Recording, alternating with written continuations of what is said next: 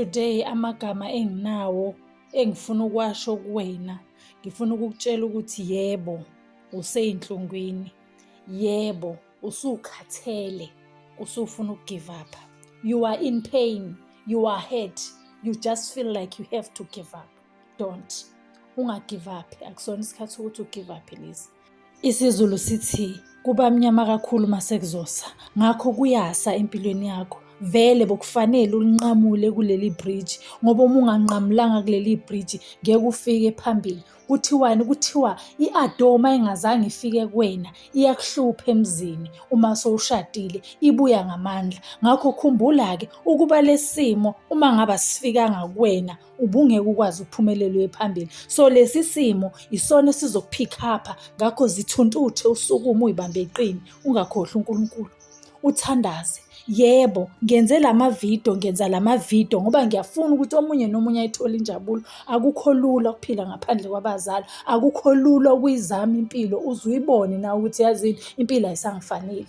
Kuthi noma kuhleliwe emndenini kuyaxoxwa, kuyakhulunywa, abantu bakhipha imibono yabo, uthi ukhipha owakho umbono, uwubona lowo mbono ukuthi vele uzosiza and uyabona ukuthi labantu sebephelelwe ukuthi bazokwenza njani, kodwa lo mbono wakho uyawubona nawe mnikazi ukuba uzawuphumelelisa lesimo ababhekane naso emndenini, noma lesimo enibhekane naso emndenini bavele bawuzibe lowo mbono wakho. Uphume uphatheke kabi, ngisho nakubangani nanoma kubani ozwana naye nihleli uthi ukhipha umbono ubone engazathi bakudisha out bonke. Kodwa mawubuya ngakusasa ufike beyenza lento bekade ukhuluma ngayo, isho ukuthini leyo nto? Ayisho ukuthi ubalulekile. Buka kokuncane ukuze ukwazi ukuthi ufinyelele kokukhulu. Kulokhu onakho noma kulokhu obhekane nakho ngalo mzuzu, isikhathi sokuthi usukume uyibheke wena, uyithindithe wena. Ngiyafuna ukuthi ngizame ukuhila abantu iy'nhliziyo. Angazi ngiqalephi ngeke ngakuphi, ngabufundela ubu-social worker kodwa angaze ngisebenze ngoba nginalezo y'nyembezi ey'seduze. Kodwa ngalamavidiyo ngiyathemba ukuthi ukhona oyowubona umehluko ngempilo yakhe. Ukhumbule, ukhona okuthandayo. Ubani okuthandayo? Nguwe uqobo ozithandayo. And mengabe ubone engazathi akekho ofanele umphilele, okwamanje ukhona ofanele umphilele. Yingako ulalela le video namhlanje. Ngizothi kuwe manje, lobo buhlungu, nalezo zinsizi ezisemahlombe akho, nalowo mthwalo uzwe ngathi uyasinda, usufuna ukuyithatha yakho impilo, akusona isikhathi sokuthi uthathe impilo yakho.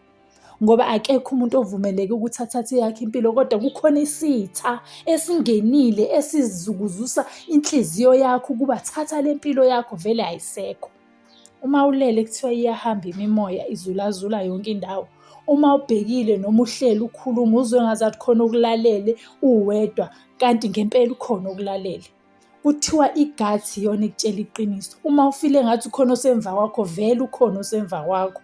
Isikhathi sokuthi usukume uyibambe.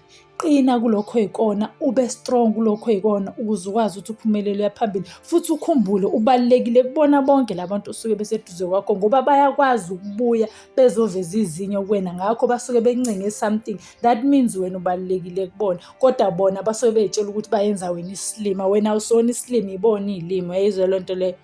Ngakho bambelela siyajika sisekhoneni. Yisikhathi sokuthi uqine, ungawi kule nqola esiyigijimayo ngoba le nqola kumele ifike phambili. Namhlanje as a queen motivator kuwe, ngifuna ukukwazisa ukuthi akukho mnandi. Impilo inzima. Kodwa kuthiwani?